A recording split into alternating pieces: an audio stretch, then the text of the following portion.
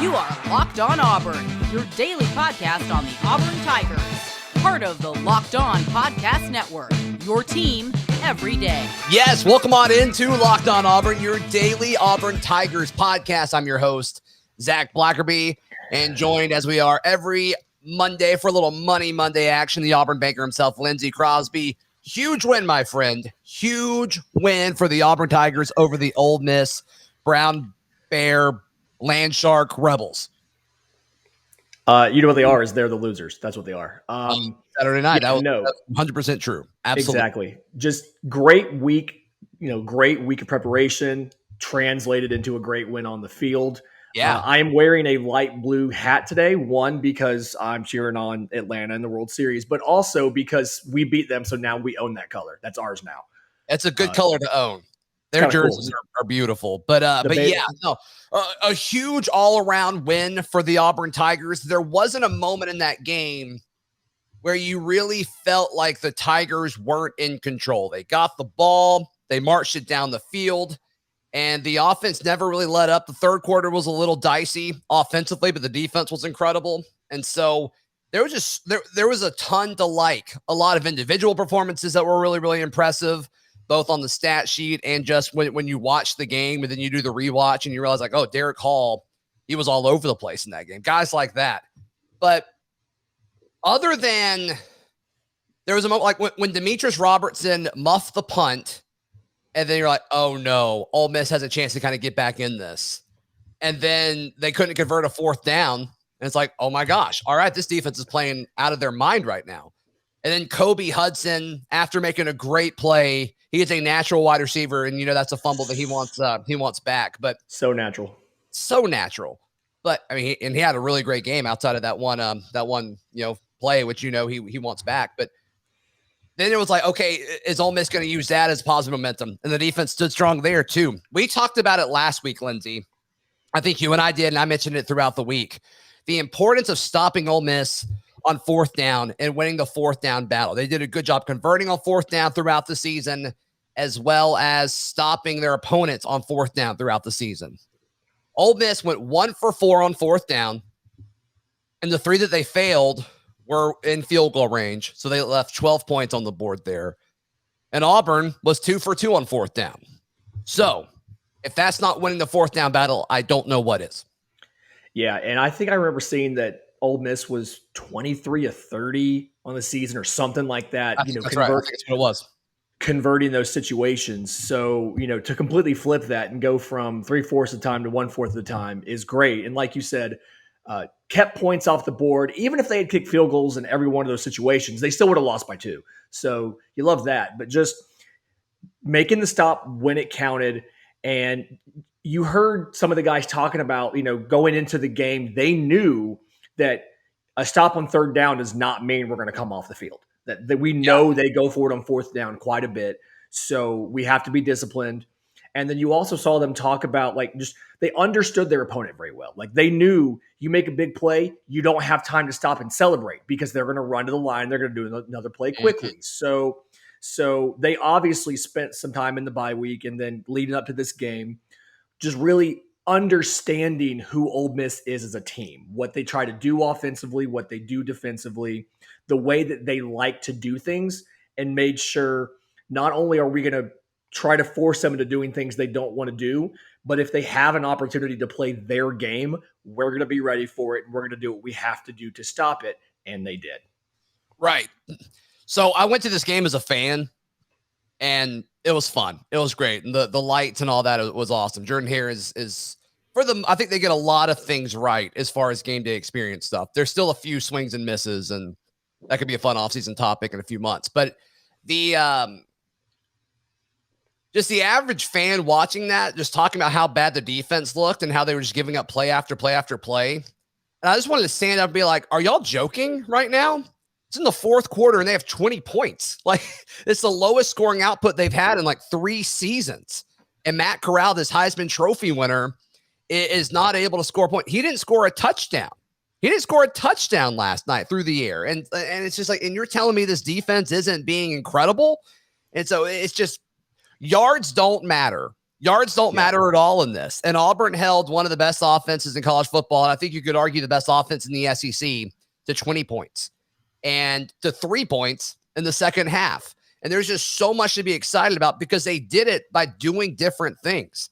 They went in wanting to stop the run. I think you could see that. They played a lot of guys close to the line of scrimmage, which you're going to see, I think, against pretty much every team for the rest of the season, except for maybe Mississippi State. But I think they're going to play a lot of guys close to the line of scrimmage against Alabama. So that was nice to see.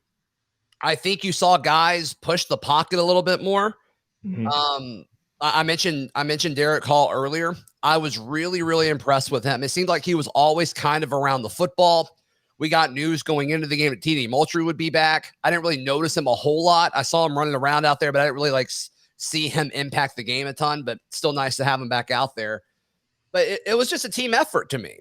And Owen Pappoe and Zacoby McClain, I mean, you can see that this defense responds from Owen Pappoe's energy. And I can't wait to talk to Chandler Wooten later in the week about what exactly that is. But they had all three of Auburn's linebackers played a ton, and they all looked really, really good. They all played really, really well. And then the defensive backs, you saw a lot of Knighton. He went down. Hopefully he's okay. Roger McCreary is a freak. He's a stud. And Jalen Simpson with the game-clinching interception. What a moment for him. And he's a guy that's kind of slid down the depth chart a little bit, probably not playing as much as he thought he would, where he was a year ago. But, man, when it mattered most, he stepped up, and he was incredible. And I think Matt Corral thought he had a wide-open touchdown when he let go of that ball. Then Jalen Simpson, teleported out of nowhere and caught the thing. So, I mean, it was just a stout defensive effort, and there's a lot to be excited about here. Yeah, some of the biggest takeaways for me is, one, we've now seen this, and I feel good about this because we've seen Auburn's ability to take an amazing offense and hold them to their worst output of the year. We've seen that across multiple regimes. We've seen so this is a thing that Auburn does. Sure. Auburn plays defense. I do love the biggest takeaway for me was the linebackers. You said they played great, and they did. And a hallmark of Ole Miss's offense is they put a lot of pressure on your linebackers between run-pass options, some of the routes they run, some of the speed that they do. Sure. Their goal is to get your linebackers in a bad position, to get you leveraged the wrong way, to get you stepping up when you should be dropping back, to do something wrong, and to see, Zacoby McClain to come out with 14 tackles, 10 solo tackles, 14 total tackles, 2 sacks. I mean, Zacoby McClain, I think Owen Pappoe being back and knowing, and nothing against Chandler Wooten, I love Chandler Wooten, but knowing Owen Pappoe's unique, love Chandler Wooten here. Big Chandler Wooten podcast. Sure. Yep. But knowing that Owen Pappoe was lined up next to him and knowing what he can do defensively, I think freed up Zacoby McClain to be a little more aggressive and to be a little more instinctual with his play. He had a feeling about something. He knows Owen Pappoe is going to clean up if he's wrong, and he was rarely wrong on Saturday. And fantastic performance from all the linebackers, the defense as a whole, but especially that trio of linebackers in the middle there. Yeah, Zacoby's going to screw around and get drafted really high if he keeps doing this stuff. And an NFL team should be like, I don't care about your height. I don't care about your cover. You can play football. And I think that's going to be something that when it's all said and done, I think Auburn fans are going to be really, really pumped about. Hey, today's show is brought to you by our friends at Fetch Me Home Delivery. You can go to fetchmedelivery.com, or you can search Fetch Me, and their app will come up if you're in the Auburn, Opelika, or Lee County area. It was fun talking to the Fetch Me folks. Last week, we recorded a Charlie Tuesday last week at Jim Bob's, one of their partners. And, of course, Jim Bob's is a local place, just like Fetch Me is a local place. And something that I really hadn't thought of, but if you want breakfast delivered to your office, Fetch Me is a great opportunity to do that, and highly recommend you do that. Good folks, Auburn people, and I think that's really, really important. That's what we are here. We're a local show talking about Auburn content, and Auburn University grads starting businesses that are taking off. That's really, really exciting. So go to fetchmedelivery.com, use promo code local meal, and you'll get if your order's over $30, you'll save a lot of money. So be sure to check that out and download their app today. Also, today's show brought to you by Prize Picks.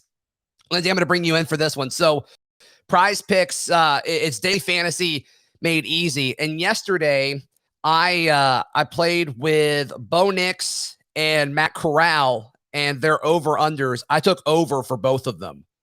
And at the half, or when Corral went down, I'm like, okay, yeah, one, hopefully he's all right. But two, he's definitely not going to hit that 268.5. But Bo's line was 224.5. I took the over there. He went for 276.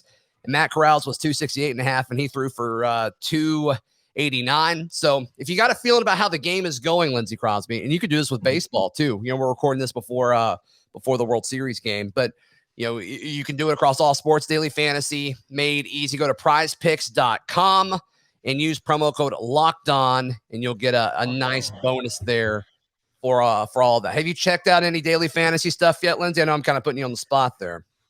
No, I've absolutely looked, and sometimes you have a feeling like this player is going to go off today. This offense is going to click. And so Prize Picks makes it really easy to go and put your money where your mouth is. Like, hey, I believe in this guy. I believe in Bo Nix. I believe in Tank Bigsby. I think Tank's going to break 100 yards. Let me hop in Prize Picks, put something on him, and get rewarded for knowing my stuff. So absolutely.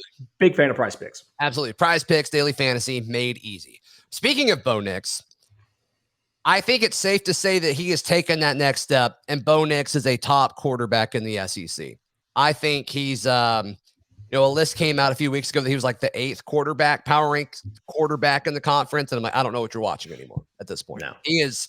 Brian Harsin and Mike Bobo has totally transformed this guy's game. This offense appears to be catered specifically for Bo Nix.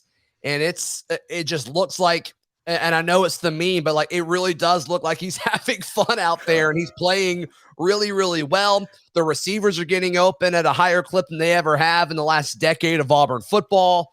And now that they've kind of, handled the drop issue, that's something that's really helped Bo, I think, get even more comfortable with this offense. And they talked about it, with some of the offensive linemen after Saturday night's game. They've kind of taken it upon themselves to give him more time. And it's like, look what we can do, or look what Bo can do if we just give him a little bit more time. It's all coming together. Bo Nix is becoming an elite quarterback before our very eyes. There was a midpoint of the season, and it was a game or two after Georgia State. Bo had kind of turned it around a little bit, where I was starting to worry about my prediction that one way or another, Bo would not be starting next year. And I was worried that he was putting it together, but a little bit too late to be confident in going pro. But at this rate, if Bo continues playing like he did, 22 of 30, 276 and a touchdown, another 46 yards on the ground and 2 scores. Yep. If Bo Nix keeps playing like this, my prediction is going to be right, because that man's going to luck into a draft pick. I mean, ever since the Georgia State game, he's been a completely different player. I still think he stays, though. I think he would rather be Auburn's quarterback for another year than be a 3rd-round draft pick. Or a 3rd-day draft pick. I don't think he's going to get as high as a 3rd round after the season. We'll see. Yeah, we'll see. But because there's going to be a team that really likes him, I think. But I think he's really happy at Auburn. But yeah, so Bo looked fantastic. If you just watched Saturday night's game, he looked better than Matt Corral, in my opinion, as far as just his full game. Matt Corral clearly got shaken up, even though he looked better after he came back from that injury than before. So when folks tell you, if you're an Auburn fan listening to this, and folks tell you, well, it's because Matt Corral was hurt, say, no, that's not why. That's not why. Auburn was the better team from start to finish, and you can pull up whatever excuses you want. And back to the 4th down thing, Lindsay. I'm already seeing people say, well, Lane Kiffin, if he would have just taken the points, it would have been closer at the end of the game, and they probably would have won. It's like, that's not who they are. They're a go for it on 4th down kind of team, and the players knew that going into it. It's like, that's not an argument. That's like saying, if this team did something that they never typically do in that one situation, well, it'd be different. It's like, well, that's not who they are. You knew going into it, you'd have to win on 4th down. We talked about it all week. So I just wanted to add that to it. As far as other things on offense, we talked about the receivers looking really good. Kobe Hudson is a stud. I hate he had that fumble. We already touched on that a little bit. And then Tank Bigsby and Jarquez Hunter, they looked like themselves again, especially Tank. The offensive line did a good job. You didn't see Ole Miss really sell out to stop the run as much as you saw some of the other teams that Auburn played in the conference so far, which is fine. I wonder if that's what we'll see moving forward, like with A&M this weekend and so forth. Like, is Bo Nix generating enough concern now where you can't sell out to stop the run? Because if that's the case, it's going to be really hard to stop this team. That's what I feel like is happening, where the story behind stopping Auburn was stop the run and make Bo Nix beat you, because he's just inconsistent enough where he's not going to. But since that benching at Georgia State, with the exception of the Georgia game, and a lot of that is different if you look at the adjusted completion, but outside of that, he's in the 60s and 70% for completion percentage. He's completing enough plays now where if you just say, we're going to make Bo Nix beat you, he'll do that. That's fine. And so, and what I love about it is he's not doing it just off of one guy. Kobe Hudson had 6 catches Saturday. Nobody else had more than 3. But on the season, he is a natural. I'm sorry to cut you off, but he is just he's such a natural wide receiver. He's so natural running those routes, bringing the ball into his body. But we've got 4 guys that have somewhere between 21 and 28 catches. Mm-hmm. So there's no one individual player you can key on and say, if you shut down this guy, Bo Nix isn't going to know what to do. You can key on the run, and Bo Nix is going to spread it out. We had 10 different players catch a pass Saturday. And so to me, that shows that Bo Nix, one, is seeing the entire field. He's running progressions, full field progressions, to know where's the best place to go with the ball. And then 2, if you take away one facet, like if you take away the run game, it's very hard. Like, he has plenty of other places to go to. Whereas in the past, everything, like look at last season, everything ran through Seth Williams, Anthony Schwartz, Eli Stove. And so if you stop the run and then you shut down one of those guys, we're in trouble. Mm-hmm. Now, 10 guys are catching passes in a game. Oh, and we're also running for 200 yards. So no, there's so much to stop, and the play calling and the scheme, it's so well done because you have to think about so many different things. But even if you break down the receiving game a little bit more, I mean, as far as like Shivers caught 2 catches, Tank caught 1, Darquez caught 1 and scored off of it. But then even in the tight ends, like we've been talking all season about how good Sean Samuel Shanker is. He only had 1 catch, but then like Tyler Fromm had a catch for 31 yards off of that play action rollout from Bo Nix, which was beautiful. Then Luke Deal Luke Deal had 2. And so it's like, you've got 3 relevant tight ends now. And not only are they on the sideline, you know that they're capable, but like they're actually doing it. They're actually executing, and they're getting shots and opportunities. And if you're a guy in this locker room and you're a top 4 receiver on this team, you're a top 3 tight end, you're a top 3 running back, you've got to like go into film sessions and to practice being like, I'm going to get the ball this week. There's a very real chance I'm going to get the ball this week. And if you're a guy that's just outside of that threshold, you know your time is coming. You know you are more likely to get opportunities in the future. So you've got to stay ready all the time. And that's what Harsin has talked about so much with instilling this culture where it's like, okay, if you get a chance and you make the most of it, they're going to put you in the game plan. And I just didn't get that feeling before. And I think these guys are buying into that now, and it's starting to take over. And obviously it's a fun thing to watch transpire against a top 10 team at home. But the way Auburn handled their business against Ole Miss, I was looking at Ryan, my buddy that came down from Birmingham to go to the game with us. And we're running the clock out at the end of it. And he looked at me, he's like, why doesn't this feel like an upset? And it's like, yeah, I mean, they're a top 10 team, but we are clearly the better football team. Like there's no, and you could have played this in Mississippi, and I don't think it would have been that much different because none of it was fluky. In fact, I think the fluky related things actually benefited Ole Miss with the Kobe fumble and the muffed punt by Robertson. Those are really the most fluky things that happened. So I guess it just didn't really feel like an upset because Auburn just dominated that game from start to finish. And we knew that could happen. It's just, could they do it? And, it's always fun, Lindsay, to talk about, okay, early in the year was Arkansas. Arkansas can, make a push for the West, or Kentucky in the East. Can Kentucky do it? And, we saw how Kentucky lost the state yesterday. Or, I'm even okay putting A&M in there. It's just the talent level is just different. I mean, Ole Miss isn't ever going to win the West anytime soon. Something drastic would have to happen for that to change. And we get cute with predicting these teams every year. And all of a sudden it's like, okay, the West is either going to go through Alabama, Auburn, or LSU. That's just kind of where it is until further notice, until A&M can change something about their culture, because they may have the talent, but they don't have the team yet. Yeah, and it didn't feel like an upset because it wasn't an upset to anybody except for the entire on-camera cast of College Game Day. Right. They're the only ones who thought we couldn't do this. Vegas had us as the favorite. And like you said, even if we're not at home, that's still an Auburn victory. And seeing the way that this team has bought in to this coaching staff, the mentality, the attitude, they take notice of those, not want to say disrespectful, but those lack of respect for them as a top tier program.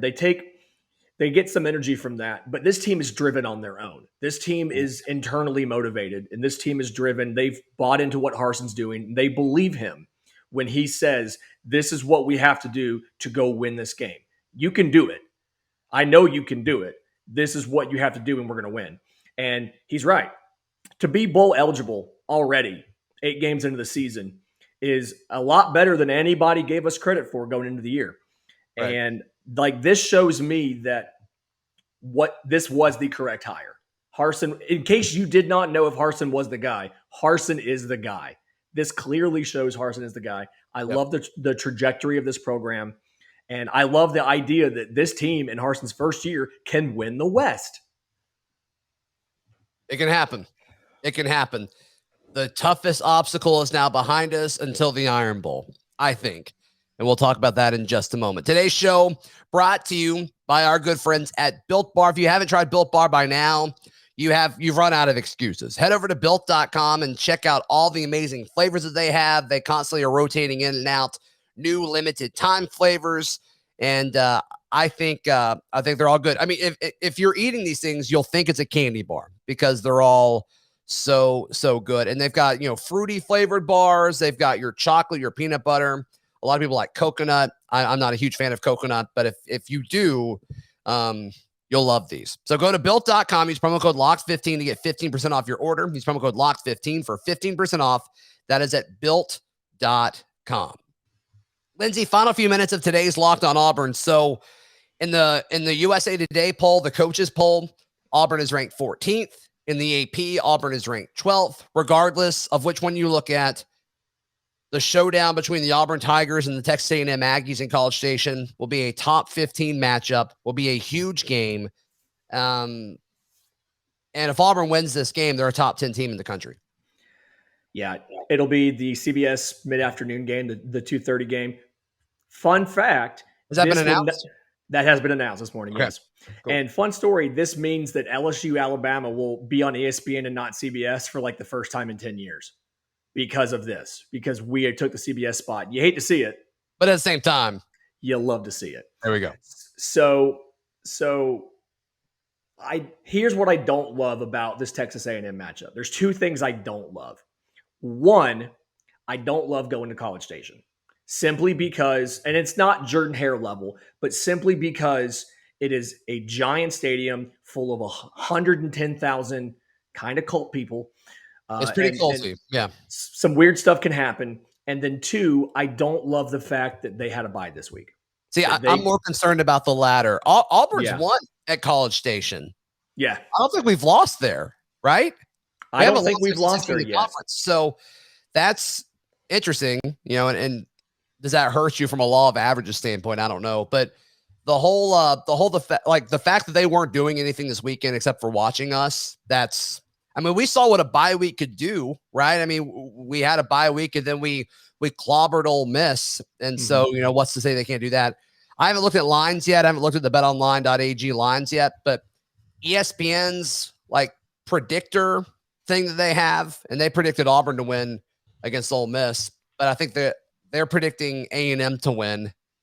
And it's going to be the same thing. Everybody's going to, I think A&M's going to be picked across the board this week. But man, outside of the Alabama game, just whenever I watch A&M, it's like, this isn't a good team, but we've seen what they are capable of because that Alabama game, they played out of their mind. And it's like, what's to stop them from doing that again. It's going to be an intense environment at home. What's to stop that from happening again? Nothing. Nothing's stopping that from happening again. I think Auburn's defense is better than Alabama's defense, which is weird to say, but that's kind of where I'm at with that. But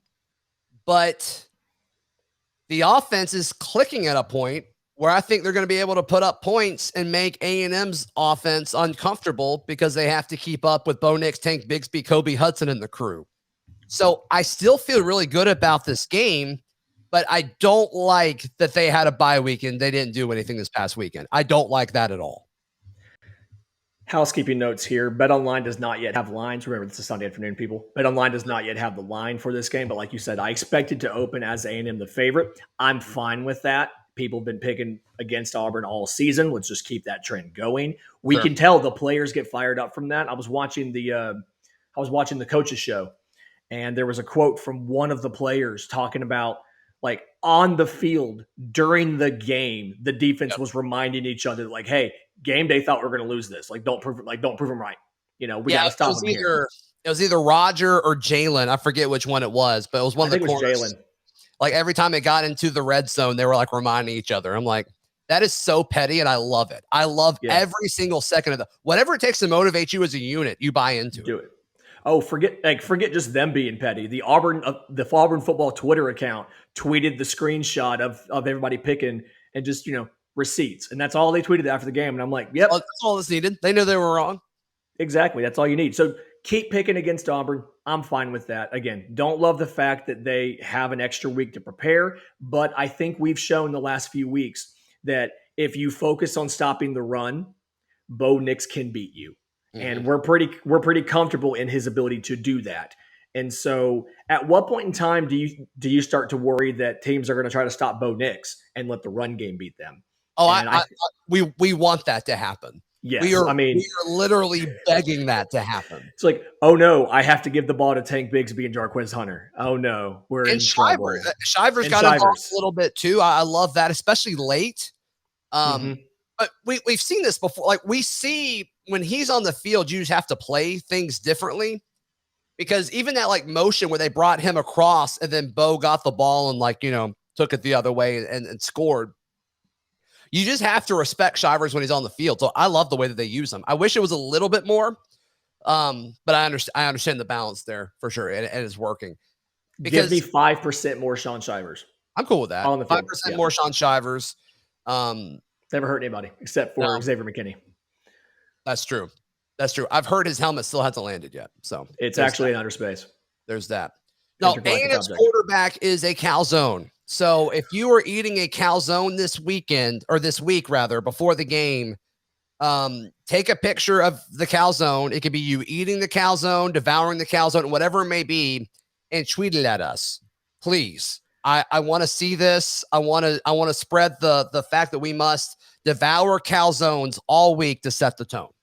Listen, does the fact that our chief of staff is known for crushing Italian food, does that give us an advantage in this game? I think it might. There's no doubt about it. It's 100% accurate. Chicken parm, calzone, both of them involve cheese and red sauce and some sort of bread, whether it's breading on the chicken or it's, listen, the fact that we have a noted murderer of Italian food on staff, I think right now, that's going to get in Calzada's head. And I think we should all maybe just go find his Twitter account and just send him pictures of Brad Larondo crushing on chicken parm. Maybe we should just do that. I think that's true. Yeah, Calzada, he just still, to me, and I don't want to talk this much smack earlier in the week, but to me, just watching him, with the exception of the Bama game, he was incredible. That whole team was incredible during the Alabama game. But he just seems in over his head. Like, he seems like he's a year too early. Like, he's not quite comfortable yet. Yeah. And if the pass rush can get there, A&M is a more talented team than us. But it just hasn't really shown that. And I just think, I don't know, man, there's just a feeling about this team where I'm really starting to believe and I'm ready to get hurt again. And it's just, I don't know. I really think this team can pull something off. I think it could do something really, really fun. If you're starting to believe and you're ready to get hurt again, I think that's probably my fault for dragging you to Atlanta Braves games, because that's an Atlanta sports thing. We tend to believe and then get hurt. So That's my fault. Sorry about that. Love you, buddy. But okay. yeah, no. I absolutely feel that Auburn can do this, and I'm excited for them to pick against us just because I know that's going to fire our guys up. I don't care who they pick. It doesn't affect me, but I know that our guys are going to get fired up by that. It's going to be fuel. And I know that Hudson's going to remind them. If you could feed one player on this team a calzone, just give him a calzone, who would it be? I would probably, honestly, JJ Pegues. Okay. I'm going to ask every guest this week that question. Yeah. It's just, these guys going to be like, why are you asking me that? It's like, no, listen. No, because I was thinking about who are some of the players who are going to eat a calzone on Saturday. I see. You know, he's a rotation guy. He hasn't popped yet on Tuesday, so you can eat a calzone on Saturday. Exactly. I think, honestly, I think the Wellness Kitchen's probably going to serve calzones at least once this week. It's just going to be like a thing. It's just going to be like, here, we're going to give everybody calzones. Defensive line, you guys get 2. If you love it, it's great. You think it's good, great. If you want more, Saturday. And if we win, the whole team's getting calzones for dinner. That's fine with me. That's fine with me. Lindsay, Crosby, where can people find you, hear you, all that good stuff? I am at Auburn Banker on the socials and in our Discord, and you can listen to me 7 to 9 Monday through Friday on NewsTalk WANI. Join us tomorrow for a Charlie Tuesday as Auburn message board legend Charlie 5 joins us. This has been Locked On Auburn. Thank you so much for making Locked On Auburn your first listen of the day. For your second listen of the day, head over to Locked On SEC to check out Chris Gordy and everything that he's saying about the Tigers and the rest of the conference. Follow me on Twitter at Zac Blackerby, the show on Twitter at Locked On Auburn, and on Instagram at Auburn Podcast. And if you're watching on YouTube, please click that subscribe button, like the video, all that good stuff. We'll see you tomorrow right here on Locked On Auburn.